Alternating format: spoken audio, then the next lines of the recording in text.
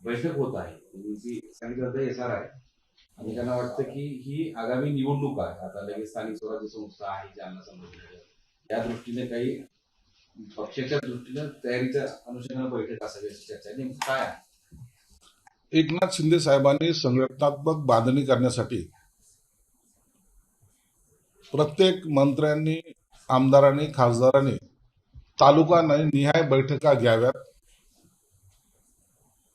संघटनेची बांधणी करावी, यासाठी एक प्रोग्राम दिलेला आहे.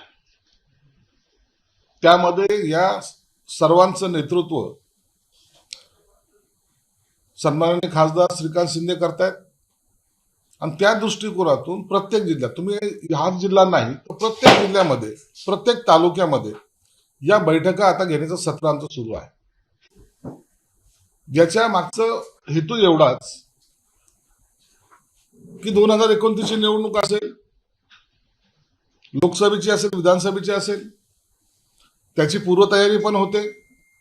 दुसरं, आपले बीएलओ ज्यांच्या नेमणुका आपण दरवेळेला निवडणुकीच्या वेळेत करत असतो, तर त्याला जर आजपासून त्या ट्रेनिंगमध्ये जर ठेवलं, त्या लाईनमध्ये जर ठेवलं, तर व्यवस्थित संघटनेची बांधणी होते. हा त्याच्या मागचा हेतू आहे. या स्थानिक स्वराज्य संस्थेच्या निवडणुका ह्या काही ठिकाणी ज्या आहेत त्याचा आणि याचा काही अर्थार्थी संबंध नाहीये. त्या निवडणुका आणि त्याच्या जागा जेव्हा वाटप होतील त्यावेळेला त्याच्यावर भाष्य करता येईल. बरं, त्याच जागा वाटपामध्ये भाजप आता त्या जागेवरती दावा करते. संभाजीनगरच्या जागेवर भाजप दावा करते. हे जरी खरं असलं तरी ही जागा शिवसेनेची होती, शिवसेनेची आहे आणि शिवसेनेची राहणार.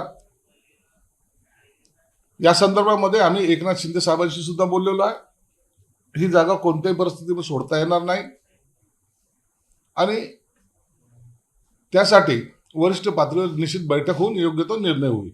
नाही, पण भाजपचं असं म्हणणं आहे की महापालिका आणि जिल्हा परिषदेमध्ये आमचं संख्याबळ तुमच्यापेक्षा दुप्पट आहे, त्यामुळं आता मागचं गेलं, आता नव्यानं सांगा, त्यामुळं आम्ही आता याचा सगळं दुप्पट आहे, तिप्पट आहे, याचा जे आहेत ना, हे बेरीज वजाबाकी करणं हे भाजपचं काम आहे. परंतु याचा निर्णय वरिष्ठ नेते घेतील. राहुल गांधी यांनी पंतप्रधान नरेंद्र मोदी यांवर टीका केली. त्यास म्हणतात की मोदीजी तुमची मेलोडी ड्रिल हा प्रत्येक भारतीयाचा आणि त्यांच्या वेदनांचा अपमान आहे. देशाचे पंतप्रधान जेव्हा परदेशात असतात किंवा एखाद्या पॉलिसीवर बोलण्यासाठी, चर्चा करण्यासाठी जातात, त्या टायमाला राहुल गांधीचं नेहमी काही ना काही वादग्रस्त वक्तव्य आपल्याला पाहायला मिळते. मनमोहन सिंग जेव्हा पंतप्रधान होते त्या टायमाला त्यांचा अपमान त्यांनी संसदेमध्ये केला होता. म्हणून हे अशा गोष्टी करणं हे राहुल गांधीचा छंद आहे आणि म्हणून या पप्पूला आम्ही एवढं सिरियसली घेत नाही. पण यापुढे जाऊन राहुल गांधी असं म्हणतात की पंतप्रधान आणि गृहमंत्री गद्दार आहे. हेच ना, देशाच्या पंतप्रधानाबद्दल काय बोललं पाहिजे, गृहमंत्र्याबद्दल काय बोललं पाहिजे, ह्या अशा वैयक्तिक पातळीवर टीका करणं हे राहुल गांधीचं नेचर झालेलं आहे. म्हणून त्याला आता खऱ्या अर्थानं पश्चाताप या गोष्टीचा झाला की आपला पक्ष डुबतोय आणि त्या फ्रस्ट्रेशन मधून त्याच्या तोंडून हे असे वाक्य निघतात. पंतप्रधान नरेंद्र मोदी यांनी काटकसरीचं आवाहन केले. मात्र असं असताना भाजपच्या पंकजा मुंडे, माधुरी मिसाळ आणि श्वेता महाल चारधाम यात्रेला गेल्या. यावर जे सोशल मीडियावर टीका होताना पाहिजे. चारधाम यात्राला गेलं म्हणजे त्यांनी आता बचत केली असते तर किती झाली असते याचा काही विचार कराल का? देवदर्शन करायचं नाही असं काही ठरलेलं नाही ना. म्हणून असं छोट्या गोष्टीचा भाव करण्यात काही अर्थ नाही. सध्या एक कॉक्रोच पार्टी जगभरामध्ये चर्चेला आलेली आहे आणि विशेषतः त्याचा रोष तो आपल्या संभाजीनगरचा आहे. इथला त्याचा रोष महाराष्ट्रावर अधिक आहे. त्यांनी वेगवेगळे मुद्दे मांडत असताना एक मुद्दा मागितला की या पक्षातून त्या पक्षात जाणारे नेते, मग त्यांना 20 वर्षाची निवडणूक बंदी, त्याच्यावर गुन्हा दाखल करा वगैरे वगैरे असं. पण त्या सगळ्यावरून आता महाराष्ट्रातली तरुणाई सुद्धा जेन झड जी आहे ती त्याच्याकडे आकर्षित जाते. काय सांगा? मुळामध्ये न्यायमूर्ती सारख्या माणसांनी, ज्या इतक्या मोठ्या पदावर बसलेल्या माणसांनी सर्वसामान्य युवकांना अशा पद्धतीने डिचवणे हे चुकीचं आहे. विद्यार्थी दशेतला मुलगा हाच खऱ्या अर्थानं क्रांती घडतो असतो. भारताला स्वातंत्र्य मिळवून देण्यामध्ये कुणाचा पुढाकार होता? या युवकांचा होता. चले जाव चळवळ जेव्हा महात्मा गांधींनी जेव्हा घोषणा केली, सगळ्यात पुढे कोण होता? हा युवक होता. आणि जेव्हा युवकांचं तुमच्या आंदोलनासाठी, तुमच्या राजकीय भवितव्यासाठी, तुमच्या असलेल्या पक्षासाठी तुम्ही वापर करता आणि जेव्हा काम संपलं तर त्या युवकांचा आणि तुमचा अर्थार्थी काही संबंध नाही, अशा पद्धतीने जेव्हा बोलल्या जातं आणि त्याच्यातल्या त्यात न्यायमूर्तीसारख्या घटनेचा ज्यांना अधिकार आहे त्या माणसांनी त्यांना कॉक्रोच म्हणणं हे मला वाटतं अत्यंत गैर आहे. तो त्या युवकांचा अपमान हे मी मानतो. म्हणून युवकांचा संताप हा झालेला संताप हा असा तसा नाही झालेला. तुम्ही त्यांच्या अधिकार आणि त्यांच्या ताकदीला दिलेलं ते आव्हान आहे.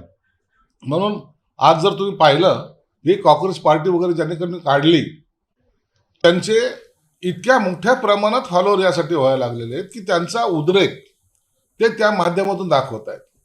आम्हाला तुम्ही भारताचं आधारस्तंभ म्हणता, येणारी भावी पिढी म्हणता, अशा वेळेला तुम्ही आम्हाला कॉक्रोच म्हणून हिणवता, ही गोष्ट प्रत्येक युवकांना लागलेली आहे आणि त्याचा हा परिणाम आपल्याला दिसून येतो.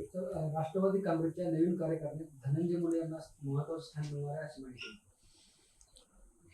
राष्ट्रवादीच्या या कार्यकारिणीमध्ये कुणाला स्थान मिळणार आहे, कुणाला डिच्यू देणार आहे, कुणाची क्लरिकल मिस्टेक झाली, या सगळ्या वादातीत गोष्टी आहेत. या संदर्भामध्ये आतापर्यंत कोणतंही स्पष्टीकरण खऱ्या अर्थानं अधिकृतपणे पुढे आलेलं नाही.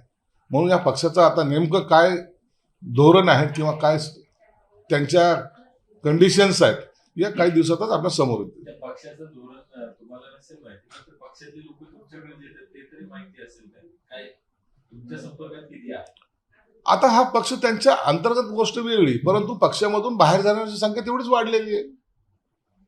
काही लोक निश्चितच आमच्या संपर्कात आहेतच, आमच्याशी बोलतायत. पक्षामध्ये आता नेतृत्व कोणत्या नेतृत्वाच्या खाली काम करायचा हा प्रश्न काही लोकांना पडलेला आहे, हे नाकारता येत नाही. म्हणून त्यांच्या पक्षामध्ये काय घडतंय हे काही दिवसात तेच सांगितलं की काही दिवसात कळेल. आणि एवढं मात्र निश्चित आहे की ते तर अलबेल नाही असं एकंदरीत चित्र आहे. पंतप्रधान नरेंद्र मोदी यांनी एक चॉकलेटचं पाकिट मेलोडी यांना दिलं, त्याच्यानंतर आता कुठेतरी राऊत गांधी म्हणतात की हा भारतीयांचा अपमान आहे, अशा रील बनवणार. त्याच्यानंतर त्याला तुम्ही एवढं सिरियसली घेऊ नका. काही वेळेला एखाद्याला जोक करणं किंवा हसवणं किंवा सहजगत्या बोलणं ह्या प्रकारातून झालेलं. त्या मेलोडीचा एवढा काही प्रचार झाला, ती मेलोडी राहिली वेगळीकडं, या चॉकलेटचा प्रचार झाला जास्त. आता प्रत्येक जण हातात तो मेलोडी घेऊन खात बसेल. म्हणून अशा गोष्टीला जास्त सिरियस घेऊ नये. जिल्ह्यामध्ये पेट्रोलची टंचाई, पेट्रोल डिझेलची टंचाई निर्माण झाली आहे. शेती पिकासाठी मशागतीसाठी लोक तयारी लागले, मात्र डिझेल मिळत नसल्यामुळे शेतकरी अडचणीत. यावर मुख्यमंत्री साहेबांनी स्पष्टपणे सांगितले की काही लोक जाणून बुजून टंचाई निर्माण करण्याचा प्रयत्न करतायत. आपल्याकडे पेट्रोलचा डिझेलचा साठा आहे, एवढं निश्चित आहे. काय याच्यामुळं सर्वात जास्त जर पॅनिक कोणी होत असेल तर तो शेतकरी होतोय. शेतातले कामं करणं, त्याला आवश्यक असलेला डिझेलचा पुरवठा जर नाही झाला तर मग मशागत कशी करायची, पावसाच तोंडावर आहे, या सगळ्या अडचणीला तो समोर जातोय. म्हणून आता त्या विभागीय आयुक्तांनी किंवा कलेक्टरनी या संदर्भामध्ये कठोर पावलं उचलण्याची गरज आहे. प्रत्येक पेट्रोल पंपावर आपला एक देखरेख, आपला डोळा हा असला पाहिजे. सर्वसामान्य नागरिकाला याच्यापासून त्रास होणार नाही याची काळजी सर्व कलेक्टरनी घ्यावी, अशा सूचना गेल्याच कॅबिनेटमध्ये मुख्यमंत्री महोदयांनी सुद्धा दिलेल्या आहेत. पुरवठा असला तरी काही पेट्रोल पंप चालक जे त्यांचे नियमित मोठ्या वाहन आहेत त्यांना देण्यासाठी पेट्रोल ठेवलं जातं आणि जे सर्वसामान्य वाहनधारक आहेत किंवा शेतकरी आहेत त्यांना दिलं जात नसतं. ग्रामीण भागामध्ये शेतीची कामं करून नाही, म्हणून तो सांगतो ना, सगळ्यात जास्त फटका शेतकऱ्याला बसतो. शेतकरी अडचणीत येतोय. म्हणून ह्या अशा पेट्रोल पंप चालक जे असतील त्याच्यावर हा कलेक्टरांचा, मुळामध्ये कलेक्टरला ते अधिकार देण्यात आलेले आहेत. त्यांनी त्याच्यावर नजर ठेवून असे जर काही उद्योग होत असेल तर त्याच्यावर कारवाई सुद्धा केली पाहिजे. सर, काल जे राष्ट्रवादी शरद पवार गटाने आवाहन केलं की शेतकऱ्यांसाठी पेट्रोल राखीव ठेवा, नाही तर आम्ही एकही सरकारी गाडी फिरवू नाही. असं बोलण्यापेक्षा त्यांना सरकारला सहकार्य कशी करायचं ही भूमिका त्यांची असली पाहिजे. कुणालाही पेट्रोलचा तुटवडा करायची इच्छा नसते किंवा करणार पण नाही. म्हणून सरकारची सुद्धा तीच भूमिका आहे की सर्वसामान्याला डिझेल आणि पेट्रोल मिळालं पाहिजे.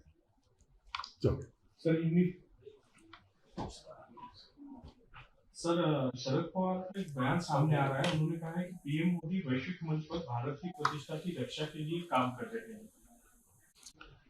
देखिए, शरद पवार एक ज्येष्ठ नेता है और वो जानते हैं कि अभी जो दौर चल रहा है युद्ध का, ईरान है, अमेरिका है, ये सब इजराइल है, इस वक्त भारत के पंतप्रधान जब विदेश जाते हैं कुछ राजनीति बातें होती है, कुछ करार होते हैं, इसलिए उनकी भूमिका स्पष्टपणे शरद पवार ने बताई है कि ऐसे टाइम ऐसे ही काम करना जरूरी है। शरद पवार के नेतृत्व वाली राष्ट्रवादी कांग्रेस के कुछ वरिष्ठ नेताओं ने कहा है कि अभी अजीत पवार का जो खेल है उनके साथ कोई विलय नहीं होने वाला। वो विलीनीकरण का मुद्दा खत्म हो चुका है उनका, विलीनीकरण अभी रह गई नहीं।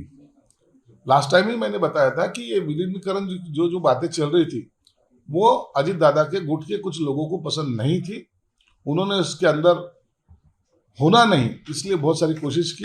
अब ऐसी नौबत आई है कि अजीत दादा गुट में ही आपस में जो लड़ाई चल रही उसका फायदा राष्ट्रवादी शरद चंद्र पार्टी को होगा। इंटरनेट मीडिया पर इन दिनों कॉकरोच पार्टी की धूम है, जिसने बीजेपी को भी पीछे कर दिया है। यानी इंस्टाग्राम पे अभी वो 9 मिलियन फॉलोअर के आगे जा रहे हैं, 10 मिलियन फॉलोअर, अब की बार 10 मिलियन पार, इस तरीके के स्लोगन भी देखने को मिल रहे हैं। देखिए, फॉलोअर कितना हो रहा है, इससे ज्यादा युवकों में उद्रेक कितना ज्यादा हो रहा है, ये आपको देखना पड़ेगा। ये युवकों ने हर टाइम जब भी देश पे संकट आया उस टाइम युवकों ने पूरा साथ एक साथ खड़े होकर देश का साथ दिया है। कोई भी लड़ाई हो, महात्मा गांधी जी ने 1942 में चले जाओ आंदोलन जब पुकारा था तो उसमें सब युवकों का साथ था। ये आजादी दिलाने में युवकों का सहभाग है। लेकिन अगर कोई न्यायाधीश ऐसा बोलता होगा कि ये कॉकरोच है तो ये युवकों का अपमान है और ये युवक सहन करने वाले नहीं है। जब जरूरत पड़ती है जो युवकों का इस्तेमाल करो और उनको बाजू में दर किनारे करो, ये जो भूमिका है ये ठीक नहीं है और इसका कोई समर्थन भी नहीं करेगा।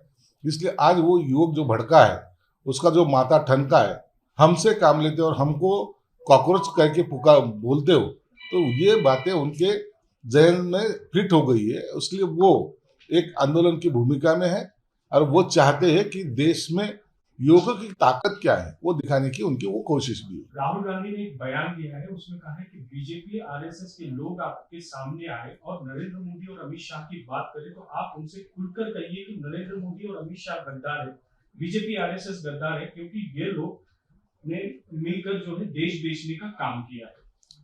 देखो, राहुल गांधी जब भी कोई इलेक्शन चुनाव होते हैं कोई भी क्षेत्र में, वहां जो उनका पराभव होता है उसके बाद ऐसी वक्तव्य करना वो उनकी वो क्या बोलते आदत सी बन गई है। अभी भी देश के 15 जो प्रदेश में गए थे उनके बारे में ऐसी बातें करना, देश के गृह मंत्री के बारे में ऐसी बातें करना मेरे ख्याल से उचित नहीं है। लेकिन सत्ता में रहने के वक्त उन्होंने मनमोहन सिंह की पंतप्रधान रहने के बाद भी उनके मुंह पे कागज फेंक के मारे थे, ये लोग अभी भी भूले नहीं। इनका जो रवैया है वो देश हित में नहीं है और ऐसे बातें करने वालों को जनता भी माफ करती नहीं।